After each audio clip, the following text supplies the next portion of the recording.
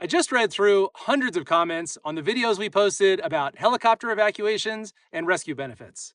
A couple things jumped out.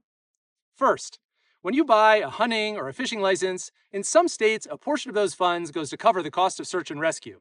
However, that doesn't entitle you to a free helicopter ride after a motorcycle crash. Here in the US, SAR services are typically free. Ambulances, on the other hand, whether they're on the ground or up in the air like a helicopter, those are provided by private companies and they definitely are not free. If you get a huge surprise bill personally for a helicopter evacuation after the fact, negotiate.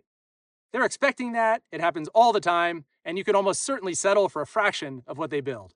Second, your health insurance stops working when you leave your home country, so for that, you're going to need travel insurance. Travel insurance is typically sold bundled with a lot of pretty expensive things that you may not actually need, like trip cancellation insurance, trip interruption insurance, and baggage insurance. For me personally, I'm just interested in the medical, and fortunately, that's usually pretty cheap. I use a company called Travel Guard. A month of riding in Morocco was $14, and a week in Spain was about the same. Third, some helicopter companies, like Airlift or Lifelight, they offer memberships directly to customers. The catch with that is that you're only covered if that exact helicopter company is the one that arrives after a crash. That means you have to crash inside their service area, and also you have to be conscious enough to direct the decision of which helicopter company gets called. Fourth, if you have Garmin SAR insurance, you've got to use the SOS button on your device to call for help.